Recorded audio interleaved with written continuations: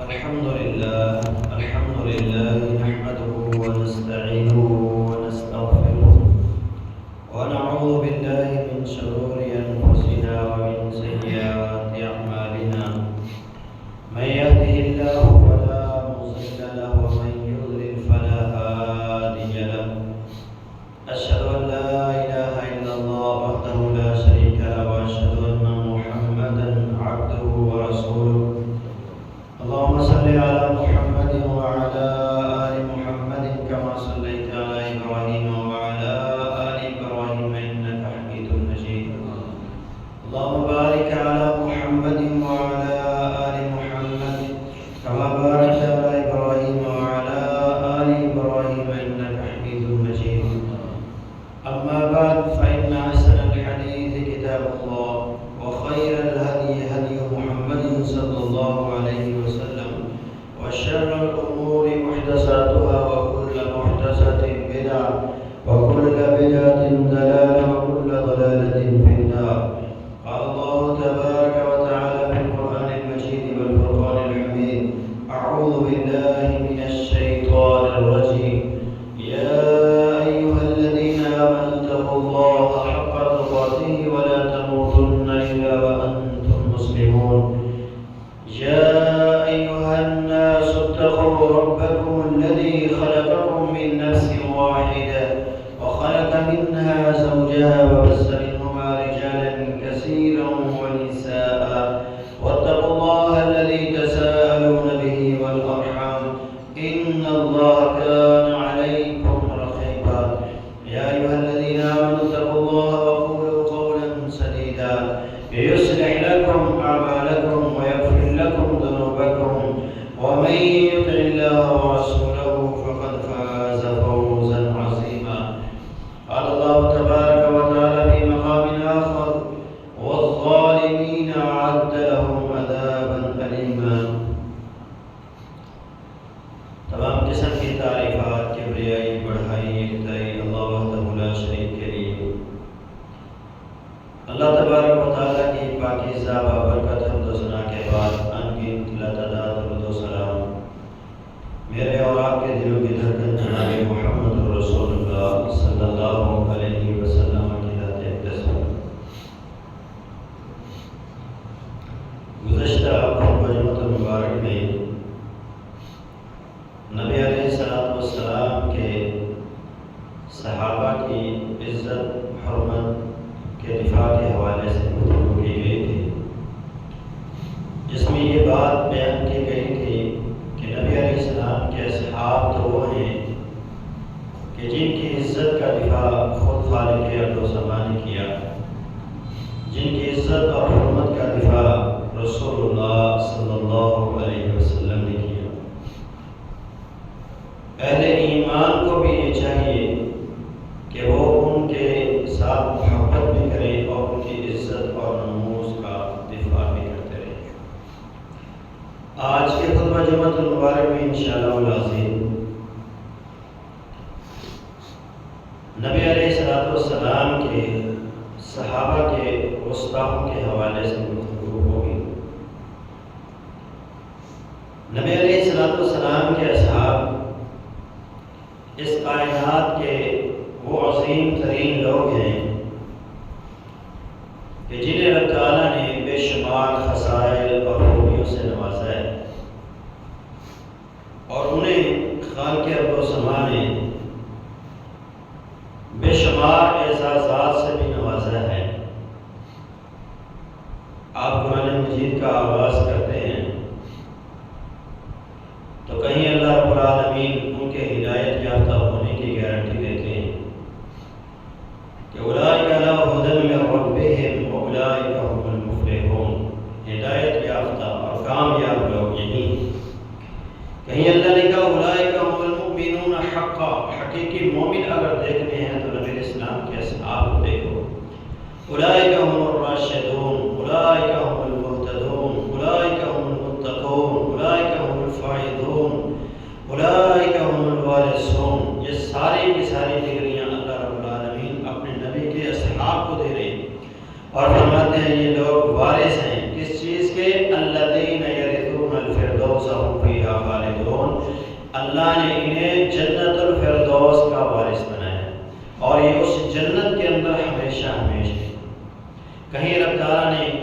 ان کی عزت اور ان کی نموز کو بیان کیا اور کہا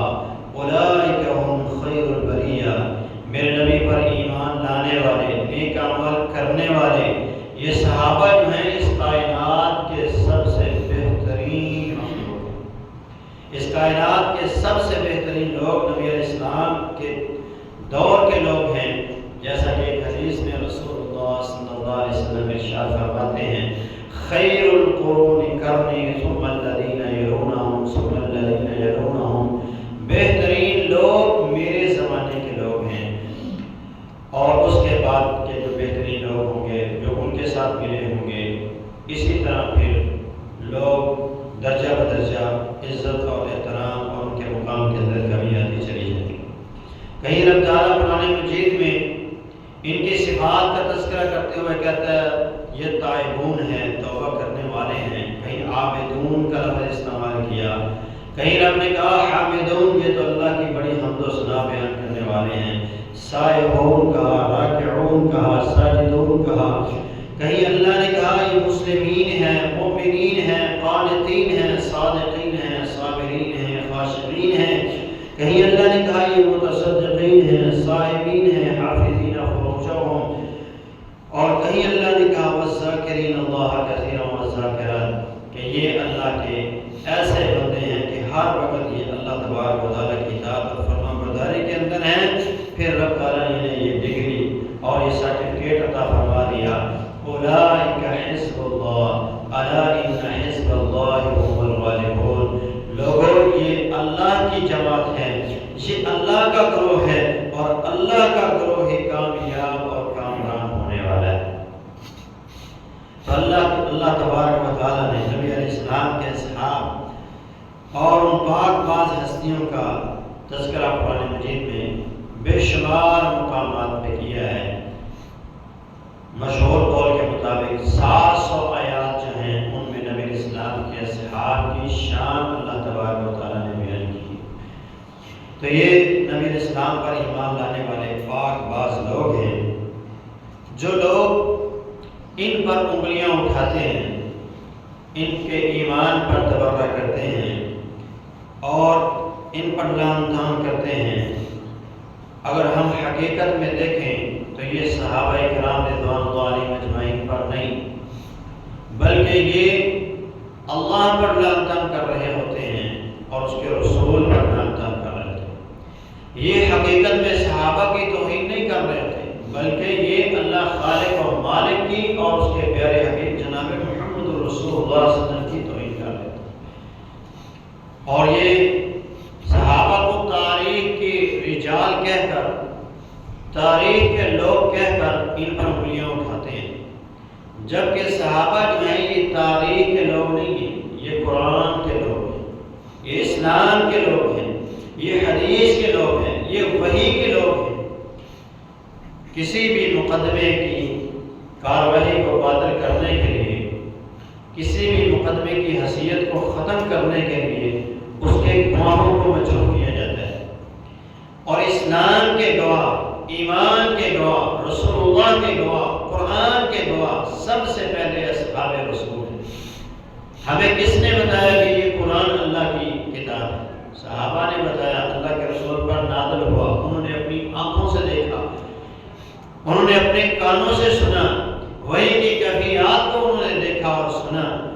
تو وہ قرآن کے رجال ہیں، اسلام کے رجال ہیں۔ اس لیے ان لوگوں کی یہ سازش ہے، یہ کوشش ہے کہ یہ اصحاب رسول پر طعن کر کے، ان کو مجروح کر کے، ان پہ جرح کر کے، ان کے ایمان کو متزلزل کر کے اسلام کی شخصیت کو، اسلام کی حیثیت کو مسخ کر دیں، رسول اللہ صلی اللہ علیہ وسلم کی حیثیت کو مسخ کر دیں۔ آپ کو طرح طرح کے لوگ معاشرے کے اندر ملیں گے۔ ایک رافضی ایک عالم کے پاس جاتا ہے اور وہ سے یہ سوال کرتا ہے کہ اسلام میں گواہی مرد کی پائیدار ہے یا عورت کی ہے؟ ظاہر ہے ہر بندے کو یہ پتہ ہے کہ ایک مرد ہو اور دو عورتیں ہوں تو ان کی گواہی برابر ہوتی ہے، لیکن اس کے یہ سوال کرنے کا مقصد کچھ اور تھا، اور جس سے سوال سوال کیا جا رہا تھا وہ سمجھ چکا تھا کہ یہ رافضی ہے۔ اگر میں کہتا ہوں کہ اسلام میں مرد کی گواہی پائیدار ہے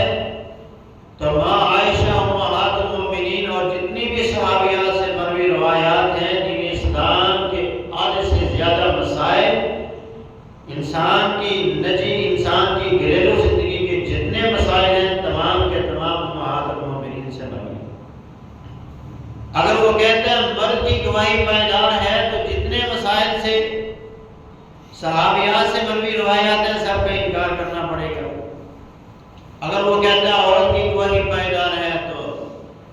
صحابہ جو مرد تھے اور رسول اللہ صلی اللہ علیہ وسلم کی حیثیت پر اعتراض آتا ہے۔ خاموش ہو گیا اور اس نے اپنے ایک شاگرد کی طرف پیغام بھیجا جس کا نام مولانا ابراہیم ککر پوری تھا رحمۃ اللہ علیہ۔ وہ آئے، ان سے شیخ الحدیث صاحب نے کہا کہ یہ سوال کے بندے نے، اس نے کہا شیخ صاحب میں تو جواب دے نہیں سکتا کیونکہ میرے پاس سند نہیں ہے۔ اس وقت سلفیوں کے جو مدارس تھے وہ بہت کم تھے، حنفیوں کے مدارس تھے، حنفی جو طلباء فارغ ہو جاتے اہل حدیث ہوتے ان کو سند نہیں دیتے۔ تو مولانا نے کہا سند ہم آپ کو دیں گے، آپ اس کا جواب دیں۔ سند مل گئی تو مولانا نے کہا آپ اپنے سوال کو دہرائیں۔ اس نے سوال دہرایا، اس نے کہا مجھے لگتا ہے کہ تو حلال کا نہیں ہے حرام زدہ ہے۔ اس نے کہا میں نے سوال کیا ہے مرد اور عورت کی گواہی اسلام میں کس کی پائیدار ہے اور آپ کہہ رہے ہیں میں حرام کا ہوں۔ آپ نے کہا تیرے پاس کیا گارنٹی ہے کہ تو حلال کا ہے؟ تو اس نے کہا جی میری ماں نے کہا کہ یہ میرا باپ ہے اور اس آدمی سے میری ماں کا نکاح ہوا اس لیے میں حلال کا ہوں۔ فرمایا کیا جس وقت تیرا حمل تیری ماں کے پیٹ میں ٹھہرا اس وقت تیرا باپ ہی تھا یا کوئی اور تھا؟ اس نے کہا مجھے میری ماں پہ یقین ہے، میری ماں نے سچ کہا ہے کہ یہی میرا باپ ہے۔ اس نے کہا تجھے اپنی ماں پہ اگر یقین ہے تو ہمیں بھی اس ماں پہ یقین ہے جس کو رب نے کہا کہ یہ مومنوں کی ماں ہے۔ ہمیں بھی ماں عائشہ پہ، ہمیں بھی تمام امہات المومنین پہ پورا یقین ہے۔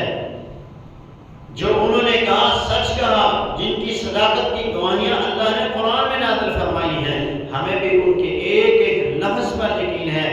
اسلام میں گواہی مرد کی پائیدار ہے لیکن ماں عائشہ کی زبان سے نکلنے والا ایک ایک کلمہ اور جتنی بھی صحابیات مومنات تھیں ان کی زبان سے ادا ہونے والا اسلام کے بارے میں ایک ایک کلمہ جو تھا وہ حق کے اوپر موجود تھا۔ جواب ہو گیا۔ تو یہ اس طرح کے رافضی آپ کو معاشرے کے اندر بہت ملیں گے۔ آپ کا کام ہے، ہمارا کام ہے کہ ہم نبی اسلام کے صحابہ کی عزت اور نموز کا دفاع کرتے رہیں اور نبی اسلام کے اصحاب کی عزت اور نموز کے اوپر پہرا دیتے رہیں۔ جس دن کے اندر بغض صحابہ آ جائے، وہ نبی اسلام کے اہل بیت صحابہ ہوں، وہ نبی اسلام کے دوسرے صحابہ، کسی ایک صحابی کے لیے بھی دل میں بغض آ گیا، وہاں منافقت پیدا ہو جاتی ہے، وہاں نفاق جنم لے لیتا ہے اور انسان ایمان سے ہاتھ دھو بیٹھتا ہے اور وہ اس گروپ کا حصہ بن جاتا ہے جس گروپ کا سردار عبداللہ بن ابی رئیس المنافقین تھا۔ وہ نبی اسلام کے دور میں بھی نبی اسلام کے صحابہ پر یہ اعتراض کرتے تھے کہ یہ بیوقوف ہیں، یہ جاہل ہیں، یہ بے ایمان ہیں۔ کبھی ان کے صدقات کے اوپر اعتراض، کبھی ان کی ذات پر اعتراض کہ یہ ذلیل ہے نعوذ باللہ۔ اور آج کے منافقین بھی اسی ڈگر کے اوپر چل رہے ہیں اور اس قدر جھوٹ بولتے ہیں، اس قدر جھوٹ بولتے ہیں کہ جھوٹ اتنا بولا جاتا ہے کہ سچ جھوٹ لگنے لگ جاتا ہے اور جھوٹ سچ لگنے لگ جاتا ہے۔ کسی بھی قسم کے ان کے کسی بھی پروپیگنڈے کا شکار نہیں ہونا۔ قرآن میں اللہ نے کہا کہ وہ آپس میں بھائی بھائی ہیں، اللہ نے انہیں بھائی بھائی کے درمیان محبت پیدا کر دی۔ تیسرے مقام پر رب نے کہا رحماء بینہم، وہ آپس میں ایک دوسرے سے محبت کرنے والے ہیں، ایک دوسرے کے لیے نرمی اختیار کرنے والے ہیں۔ تو وہ آپس میں محبت کرنے والے ایک دوسرے کے بھائی تھے، اور یہ لوگ اس قدر جھوٹ بولتے ہیں، اس قدر جھوٹ بولتے ہیں کہ آج سوشل میڈیا پہ آپ کو سچ جھوٹ لگے گا اور جھوٹ سچ لگے گا۔ میرے محبوب نے فرمایا تھا احسنوا الی اصحابی، میرے صحابہ کی اچھائیوں کو بیان کرنا، جب بھی ان کا تذکرہ ہو تو ذکر خیر ہو، ذکر بد نہیں ہونا چاہیے۔ اور ایک اور حدیث میں فرمایا اذا ذکر اصحابی فامسکوا، جب میرے صحابہ کا ذکر کرو تو اپنی زبانوں کو روک لو۔ کیا مطلب ہے؟ ذکر خیر تو ہونا چاہیے لیکن ذکر بد نہیں ہونا چاہیے، ان کے مشاجرات کو نہیں بیان کرنا چاہیے، ان کی جو غلطیاں ہیں، جو لفظیں ان سے ہو گئی، جو کمیاں ان سے رہ گئی، وہ بیان کر کے ان پہ نکتہ چینیاں نہیں کرنی چاہیے، کیونکہ یہ اللہ کا انتخاب تھا۔ نبی اسلام کے جو ساتھی ہیں یہ اللہ کا انتخاب ہے۔ سیدنا عبداللہ ابن مسعود فرماتے ہیں اللہ تبارک و تعالی نے لوگوں کے دلوں کو دیکھا، فوجد قلب محمد صلی اللہ علیہ وسلم خیر قلوب العباد، تمام دلوں میں سب سے بہترین جو دل تھا وہ محمد رسول اللہ صلی اللہ علیہ وسلم کا دل تھا۔ تو اللہ نے محمد علیہ السلام کو اپنی نبوت و رسالت کے لیے خاتم النبیین بنا دیا، اور پھر اللہ نے لوگوں کو دلوں کو دوبارہ دیکھا، لوگوں کے دلوں میں جھانکا تو سب سے جو بہترین دل تھے وہ نبی اسلام کے اصحاب کے دل تھے۔ اللہ نے انہیں اپنے نبی کے وزیر بنا دیا، اپنے نبی کے مشیر بنا دیا اور اپنے نبی کے اصحاب بنا دیا، جو میرے نبی کے دین کی نصرت کے لیے اللہ کے راستے میں قتال بھی کرتے ہیں اور اپنا تن من دھن سب کچھ قربان کرتے ہیں۔ یہ اللہ کا انتخاب ہے۔ اس لیے صحابہ پر انگلی اٹھانے والا حقیقت میں اللہ پر اعتراض کر رہا ہوتا ہے کہ جن کے دلوں کی طہارت کی گارنٹی اللہ نے دے دی ہو کہ اللہ نے ان کے دلوں میں صرف ایمان دیکھا ہے، تقوی دیکھا ہے، جن کے دلوں کے بارے میں اللہ نے کہا وَلَكِنَّ اللَّهَ حَبَّبَ إِلَيْكُمُ الْإِيمَانَ وَزَيَّنَهُ فِي قُلُوبِكُمْ، یہ وہ دل ہیں کہ جن دلوں میں اللہ نے ایمان کو رکھا ہے، جن دلوں کے لیے اللہ نے ایمان کو پسند کیا ہے اور ایمان کو یہاں رکھ کے ایمان کو زینت بخشی ہے۔ تو صحابہ اکرام یہ اللہ کا انتخاب ہے رسول اللہ صلی اللہ علیہ وسلم کے لیے، اس لیے کسی بھی صحابے پر اعتراض نہیں کیا جا سکتا، اس پر انگلی نہیں اٹھائی جا سکتی۔ گستاخان صحابہ کا عبرتناک انجام احادیث میں آپ ملاحظہ کیجئے کہ کیسے جب کسی نے رسول اللہ صلی اللہ علیہ وسلم کے صحابی پر اعتراض کیا، اس کی توہین کی، تو اللہ نے اسے کس طرح دنیا میں عبرت کا نشان بنایا۔ سیدنا سعید بن زید رضی اللہ تعالی عنہ مدینے کے گورنر مروان بن حکم، ان کے پاس ایک مقدمہ ہے۔ ایک عورت یہ مقدمہ دائر کرتی ہے کہ سیدنا سعید رضی اللہ تعالی عنہ نے میری زمین پر ناجائز قبضہ کیا ہے۔ سیدنا سعید کو بلایا گیا، مروان کہتا ہے اے سعید کیا آپ نے اس کی زمین پر قبضہ کیا ہے؟ سیدنا سعید نے کہا میں اس کی زمین پر بھلا کیسے قبضہ کر سکتا ہوں، جبکہ میں نے اپنے حبیب سے یہ بات سنی من اخذ شبرا من الارض ظلما فانه يطوقه يوم القيامه من 7 ارضين، کہ جس بندے نے ایک برشت کے برابر کسی کی زمین ظلم کے ساتھ قبضے میں کی ہوگی، قیامت کے دن اسے اتنی زمین کا 7 زمینوں تک توڑ پہنایا جائے گا اور وہ سارا اس کے گلے میں ڈال دیا جائے گا، یا وہ ساری مٹی نکال کے اس کے ساتھ رکھ قبضہ کر سکتا ہوں۔ پھر آپ نے اپنے ہاتھوں کو اٹھایا اور اللہ تعالیٰ کے حضور یہ دعا کی، اللہم ان کانت کاذبۃ فعامی بصرها واجعل قبرها فی دارها، اے اللہ اگر یہ عورت جھوٹی ہے تو اس کو اندھا کر دینا اور اس کی قبر اس کا گھر بنا دینا۔ صحابہ کہتے ہیں چند دنوں کے بعد اس عورت کی بھلائی ختم ہو گئی اور پھر وہ عورت اپنے ہی گھر کے کنویں کے اندر گر کر مر گئی۔ تو یہ گستاخانہ صحابہ کا عبرتناک انجام ہے۔ دنیا میں بھی اللہ ان لوگوں کو نشان عبرت بنا دیتا ہے جو نبی علیہ السلام کی پر ایمان لانے والی پاک باز ہستیوں کے اوپر اعتراض کرتے ہیں۔ دوسرا واقعہ ہے کوفہ کی جامعہ مسجد سے۔ امیر المؤمنین عمر رضی اللہ تعالی عنہ کی طرف یہ پیغام پہنچا کہ آپ کا گورنر جو ہے سعد رضی اللہ تعالی عنہ، یہ ہمیں سنت کے مطابق نماز نہیں پڑھاتا۔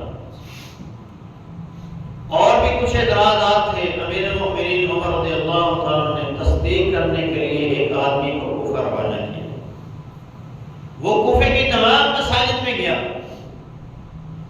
صرف ایک مسجد سے ایک بندے نے یہ کہا کہ یہ نماز سنت کے مطابق نہیں پڑھاتا۔ تو سیدنا سعد نے کہا اللہ کی قسم میں نے اس طرح ان کو نماز پڑھائی ہے جس طرح میں نے رسول اللہ صلی اللہ علیہ وسلم کو نماز پڑھاتے ہوئے دیکھا ہے، بھلا میں اس سے ہٹ کے کیسے عمل کر سکتا ہوں؟ پھر ایک بندے نے کہا سعد خود جہاد پر نہیں جاتا، ہمیں بھیجتا ہے، اور جب مال غنیمت آتا ہے تو یہ عدل کے ساتھ تقسیم نہیں کرتا اور نہ ہی اس کے جو فیصلے ہیں وہ عدل کے اوپر مبنی ہوتے ہیں، یہ ظلم کرتے ہیں۔ سیدنا سعد رضی اللہ تعالیٰ عنہ نے اپنے ہاتھوں کو اٹھایا اور اس کے لیے بد دعا کی، کہا اللہم ان کان عبدک کاذبا، اے اللہ اگر تیرا یہ بندہ جھوٹ بول رہا ہے، قام ریاء و سمعۃ، یہ لوگوں کو دکھانے کے لیے اور سنانے کے لیے اپنی بلے بلے کروانے کے لیے کھڑا ہوا ہے، فاطل عمرہ، اس کی عمر کو لمبا کر، اس سے لمبی عمر عطا کر، واطل فقرہ، اور اسے فقیری کے اندر مبتلا کر، اسے لمبی فقیری بھی عطا کرنا، وَأَرِّزْهُ لِلْفِتَنِ، اور اس پر فتنوں کا دور ضرور آئے اور یہ فتنوں کے اندر مبتلا ہو۔ لوگ کہتے ہیں پھر ہم نے اس بندے کو دیکھا، اتنی لمبی عمر تھی اس کی کہ اس کی جو یہ آنکھوں کی پلکیں ہیں یہ ڈھلک کر آنکھوں کے نیچے آ گئی تھی، اتنی لمبی۔ اور پھر وہ کوفے کی گلیوں میں مانگتا پھرتا اور فتنے کے اندر اس قدر مبتلا تھا کہ اتنا بڑھاپا ہونے کے باوجود یہ اپنی ان پلکوں کو اٹھاتا اور نوجوان بچیوں کو، لڑکیوں کو، آتے جاتے ہوئے خواتین کو چھیڑتا اور وہ اسے گالیاں دیتی، اس کو تھپڑ مارتی، اسے برا بھلا کہتی۔ تو گستاخانہ صحابہ کا عبرتناک انجام دنیا نے ملاحظہ کیا ہے۔ ہر بندے کو چاہیے کہ وہ نبی علیہ السلام کے صحابہ کی عزت اور نموز کا دفاع کرتا رہے اور کسی قسم کا بھی اعتراض نبی علیہ السلام کے کسی بھی صحابی پر اسے نہیں کرنا چاہیے۔ رسول اللہ صلی اللہ علیہ وسلم کے کسی بھی صحابی کی خلاف اگر کوئی بندہ بات کرتا ہے تو اللہ اسے دنیا میں عبرت کا نشان بنا دیتا ہے۔ ان کی کسی بھی قسم سے وہ توہین کرتا ہے، دنیا میں اللہ اس کو دنیا میں بھی عبرت کا نشان بنائے گا اور آخرت میں۔ محمد بن سرین رحمۃ اللہ علیہ فرماتے ہیں میں بیت اللہ کا طواف کر رہا تھا، طواف کرتے ہوئے میں ایک جگہ پہ رک گیا، میں نے ایک بندے کو دیکھا کہ وہ بیت اللہ کے غلاف کو پکڑے ہوئے یہ دعا اللہ سے کر رہا ہے، اللہ تو مجھے معاف کر دے، اور مجھے پتہ ہے تو نے مجھے معاف نہیں کرنا۔ یہ دعا وہ کر رہا تھا۔ محمد بن سرین رحمۃ اللہ علیہ کہتے ہیں میں اس کے پاس، میں نے کہا یہاں بھی نا امیدی لے کے بیٹھا ہوا، یہ تو وہ مقام ہے جہاں جو دعا کی جائے اللہ قبول کرتا ہے، اور تو یہاں میں بھی یہ کہہ رہا ہے کہ اللہ تجھے معاف نہیں کرے گا، کیا وجہ ہے؟ کون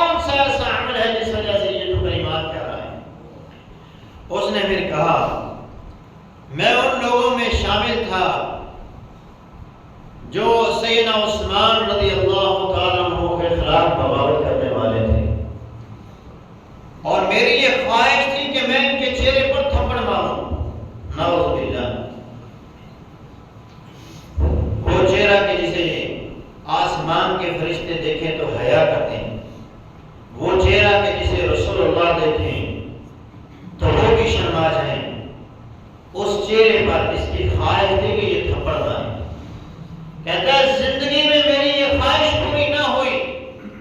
جب سیدنا عثمان کو شہید کر دیا گیا تو میں دعا کرنے کے بہانے سے اندر کمرے میں داخل ہوا تو میں نے دیکھا وہاں کوئی بھی نہیں ہے، تو میں نے سیدنا عثمان کے چہرے پر تھپڑ مارا اور کہا اس وقت سے میرا یہ ہاتھ لکڑی کا ہو گیا ہے، میرا یہ ہاتھ شل ہو گیا ہے۔ محمد بن سلیم کہتے ہیں میں نے اس کے ہاتھ کو ہاتھ لگایا تو اس کا ہاتھ جو تھا بازو تھا جب وہ شل ہو چکا تھا ایسے لگتا تھا جیسے لکڑی کا ہاتھ۔ دنیا میں اللہ ان لوگوں کو نشان عبرت بنا دیتا ہے جو لوگ نبی علیہ السلام کے صحابہ پر طعن و تشنیع کرتے ہیں، ان پر انگلیاں اٹھاتے ہیں۔ علامہ سلابی رحمۃ اللہ علیہ فرماتے ہیں قاتلین عثمان میں سے کوئی ایک بھی ایسا نہیں تھا، کوئی ایک بھی ایسا نہیں تھا کہ جو اللہ کی گرفت کا شکار نہ ہوا ہو۔ ہر قاتل جو سیدنا عثمان کے قتل کے اندر شریک تھا وہ اللہ کے عذاب سے ضرور دوچار ہوا، اسے اللہ کے عذاب نے ضرور پکڑا ہے۔ اور علامہ ابن کثیر رحمۃ اللہ علیہ تفسیر ابن کثیر میں لکھتے ہیں قاتلین عثمان میں سے ہر آدمی یا تو پاگل ہو کر مرا یا اسے سانپ نے ڈسا یا وہ قتل ہو کر مرا، اپنی طبعی موت وہ نہیں مرا، کسی نہ کسی چیز کی وجہ سے وہ اس دنیا سے نہیں۔ تو نبی علیہ السلام کے کسی بھی صحابی پر طعن و تشنیع نہیں کی جا سکتی، ان پر انگلی نہیں اٹھائی جا سکتی، انہیں برا بھلا نہیں کہا جا سکتا۔ سیدنا ابو بکر صدیق اور عمر فاروق رضی اللہ عنہ کا ایک گستاخ، آج بھی آپ سوشل میڈیا پہ دیکھیں کہ ابو بکر صدیق رضی اللہ عنہ کے ایمان پر لوگ ویڈیو اٹھاتے ہیں، ان کو کافر کہتے ہیں، نعوذ باللہ نظر آتے ہیں۔ علامہ مستغفری رحمۃ اللہ علیہ وہ فرماتے ہیں کہ ہم ایک جہاں تعلیم حاصل کرتے تھے تو ہمارے پاس ایک بزرگ ہمیں آ کر سمجھایا کرتے ہیں، ہمارے پاس بیٹھتے ہیں، تو اس بزرگ نے ہمیں یہ واقعہ سنایا۔ وہ کہتے ہیں میں شام میں ایک جگہ پر ایک مسجد میں گیا تو اس مسجد کا جو امام تھا اس نے سلام پھیرنے کے بعد ابو بکر و عمر رضی اللہ تعالی عنہما پر طعن و تشنیع کی، ان کے لیے بد دعا کی۔ کہا مجھے بڑا عجیب لگا، آج کے جو اہل تشیع ہیں ان کا بھی یہی عمل ہے، یہ جب نماز کا سلام پھیرتے ہیں تو تین دفعہ یہ دائیں طرف تھوکتے ہیں، تین دفعہ یہ بائیں طرف تھوکتے ہیں، اور یہ ابو بکر اور عثمان رضی اللہ عنہ کے ایمان سے برات کا اعلان کرتے ہیں۔ وہ بھی یہی کرتے تھے، اس نے بھی ایسا ہی کیا۔ وہ کہتے ہیں مجھے بڑا عجیب لگا کہ یہ شام کی مسجد میں ایسے ہو رہا ہے۔ تو کہتے ہیں 1 سال کے بعد اللہ کا کرنا ایسا ہوا کہ میں دوبارہ اسی مسجد کے اندر گیا۔ جب میں اس مسجد کے اندر گیا تو اس مسجد کا جو امام تھا وہ شیخین کے لیے دعائیں کر رہا تھا، ان کی تعریفیں کر رہا تھا۔ تو میں نے پوچھا کیا معاملہ ہے، پچھلے سال ایسی کیفیت تھی اب یہ کیفیت ہے؟ کہتے ہیں وہ امام مجھے پکڑ کر ایک کمرے میں لے گئے تو میں نے وہاں دیکھا کہ ایک آدمی جسے لوہے کی زنجیروں سے جکڑا گیا ہے اور اس کے گلے میں پٹا ڈال دیا گیا ہے، جس کی شکل جو ہے وہ کتے سے مل رہی تھی۔ تو میں نے پوچھا یہ وہی ہے جو پچھلے سال یہاں امامت کیا تھا۔ یہ ابو بکر و عمر رضی اللہ تعالی عنہ پر طعن و تشنیع کرتا،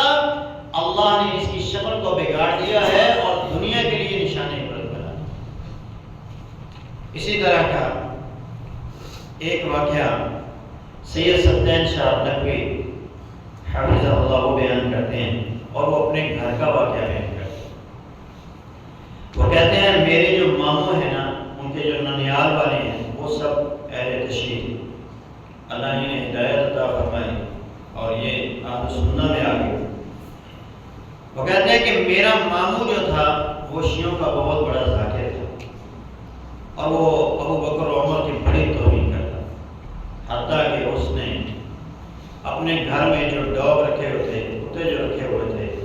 ان کے نام اس نے نعوذ باللہ ابو بکر و عمر رکھا ہوتا ہے۔ جب وہ ہڈی ڈالتا تو ان کو اس نام سے پکارتا۔ سید سبتین شاہ نقوی حافظ اللہ فرماتے ہیں کہ جب اس کی موت کا وقت آیا تو بیمار ہو گیا اور پھر کتے کی طرح وہ بھونکتا تھا اور اس کی آواز ہمارے گاؤں سے 1 میل کے فاصلے سے سنی جاتی تھی۔ تو اللہ ایسے بندے کو دنیا میں نشان عبرت بنا دیتا ہے جو نبی علیہ السلام کے اصحاب پر تعظیم و تشریح کرتا ہے۔ سیدنا ابو ہریرہ رضی اللہ عنہ کا استاد، کسی بھی صحابی کا اگر کوئی استاد ہے تو اللہ اسے دنیا میں نشان عبرت ضرور بناتا ہے۔ سیدنا ابو ہریرہ رضی اللہ تعالیٰ عنہ کا استاد کوفے کی جامع مسجد منصورہ کے اندر اس وقت کے شیخ سے سوال کرتا ہے تو وہ کہتا ہے کہ یہ ابو ہریرہ رضی اللہ عنہ کی حدیث سے یہ بات اس طرح ثابت ہے۔ تو وہ آگے سے کہتا ہے وہ تو غیر فقیہ تھا، اسے تو سمجھ ہی نہیں تھی۔ اس نے یہ بات کہی اور مسجد کی چھت سے ایک سانپ گیا اور وہ اس بندے کے پیچھے لگ گیا۔ تو پیچھے سے لوگوں نے آواز لگائی، اسے کہا اللہ کی حضور توبہ کرو، توبہ کرو، توبہ کرو۔ تو اس نے کہا اللہ میں تجھ سے توبہ کرتا ہوں، اے اللہ میں تجھ سے توبہ کرتا ہوں، مجھ سے غلطی ہوگی، میں نے ابو ہریرہ رضی اللہ عنہ کی توہین کر بیٹھا۔ اور وہ سانپ غائب ہو۔ کوئی بھی بندہ اگر رسول اللہ صلی اللہ علیہ وسلم کے کسی بھی صحابی کی توہین کرے گا تو دنیا میں بھی وہ اس کی سزا چکھے گا اور آخرت میں بھی چکھے گا۔ سیدنا حسین رضی اللہ عنہ کا استاد، اور اس کا نام ہے عبید اللہ بن زیاد۔ سیدنا حسین رضی اللہ تعالی عنہ کے سر مبارک کو جب جسم سے کاٹ دیا گیا اور اسے کوفہ کی جامع مسجد میں لایا گیا تو عبید اللہ بن زیاد یہ اپنی چھڑی سے ان کے ہونٹوں پر مارتا تو ساتھ کھڑے مدینہ کا ایک صحابی سیدنا انس رضی اللہ تعالیٰ نے کہا ظالم، یہ وہ ہونٹ ہیں جن ہونٹوں پر محمد رسول اللہ بوسہ دیا کرتے تھے، یہ وہ ہونٹ ہیں جنہیں رسول اللہ چوما کرتے تھے، یہ وہ رخسار ہیں جنہیں رسول اللہ صلی اللہ علیہ وسلم تھپتھپایا کرتے تھے، تو ان پہ چھڑیاں مار رہا ہے۔ اور پھر وہ وقت بھی آیا، تاریخ نے پھر پلٹا کھایا اور اس کا سر کٹا ہوا اسی مسجد میں پڑا ہے۔ مسجد کے نمازی دیکھتے ہیں ایک سانپ آتا ہے اور وہ اس کے نتنوں میں داخل ہوتا ہے، اس کو ڈستا ہے، پھر نکلتا ہے، پھر آتا ہے، اور ایسی یہ کیفیت کئی بار انہوں نے دیکھی۔ تو جو بھی نبی علیہ السلام کے کسی بھی صحابی کی گستاخی کرے گا دنیا میں بھی وہ اس کی سزا چکھے گا اور آخرت کے اندر بھی چکھے گا۔ اللہ نے قرآن مجید میں ارشاد فرمایا وَالظَّالِمِينَ أَعَدَّ لَهُمْ عَذَابًا أَلِيمًا، میرے نبی کی شان، میرے نبی کے صحابہ کی گستاخی کرنے والے ظالمین کے لیے اللہ نے ان کے لیے دردناک عذاب تیار کیا، دردناک عذاب تیار کیا۔ شیخ الحدیث ارشاد الحق اصلی حافظ اللہ ایک واقعہ بیان کرتے ہیں، کہتے ہیں جھنگ کا ایک علاقہ ہے جسو برے، اس میں ایک زمیندار تھا اور وہ اہل تشیع تھا۔ شیخین کریمین ابو بکر و عمر کی شان کے اندر بڑی گستاخی کرتا، یہاں تک کہ اس نے اپنے واش روم کی جو ٹائلز تھیں ان کے اوپر بھی ان کے نام لکھوائے ہوتے۔ مر گیا اور ان کی یہ خواہش تھی کہ اس کو ایران کے اندر دفن کیا جائے۔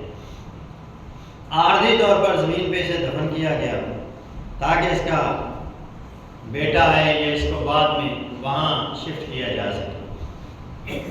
تو کہتے ہیں جب چند دنوں کے بعد اس کی قبر کشائی ہوئی تو اس کی جو شکل تھی وہ خنزیر کی بن چکی تھی اور اس کی ناک کے اندر نکیلیں ڈال چکی تھی۔ تو اللہ نے فرمایا وَلَا يَحْسَبَنَّ اللَّهَ غَافِلًا عَمَّا يَعْمَلُ الظَّالِمُونَ، ظالم یہ نہ سمجھے کہ اللہ غافل ہے، اللہ کو پتہ نہیں۔ جو ظلم کرے گا سزا ضرور ملے گی، دیر سویر ہو سکتی ہے، لیکن اللہ کے ہاں اس کے لیے برات نہیں ہے، سزا ضرور بھگتے گا اگر بغیر توبہ کے اس دنیا سے چلا گیا۔ صحابہ کی شان کے اندر جو گستاخیاں کی جاتی ہیں اس کی روک تھام کے لیے ممبروں میں مساجد، کانفرنسز، جلسے، جلوس، حتیٰ کہ سینٹ، قومی اسمبلی، وہاں پہ بھی علماء نے اپنا حق ادا کرنے کی کوشش کی ہے اور اللہ نے انہیں سرخرو بھی کی ہے،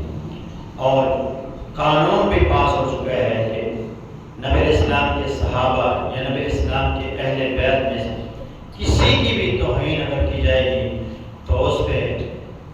یہ سزا عائد ہوگی کہ 8 سال تک بمشقت سزا اسے دی جائے گی اور کئی لاکھ روپے جرمانہ اسے دیا جائے گا۔ یہ تو دنیا کی سزا ہے، آخرت کی سزا اللہ کیا دے گا یہ اللہ ہی بہتر جانتا ہے۔ دردناک عذاب، رسوا کن عذاب، بڑا عذاب، تکلیف دہ عذاب اللہ نے ایسے لوگوں کے لیے تیار کیا ہے۔ اللہ تبارک و تعالیٰ سے یہ دعا ہے کہ اللہ جل شانہ ہمیں نبی علیہ السلام کے صحابہ کی عزت اور احترام کرنے کی توفیق عطا فرمائے اور ان کی عزت اور حرمت کا دفاع کرنے کے اللہ ہمیں توفیق عطا فرمائے اور ان کے نقش قدم پر اللہ ہمیں چلنے کی توفیق عطا فرمائے۔ اقول قولی ھذا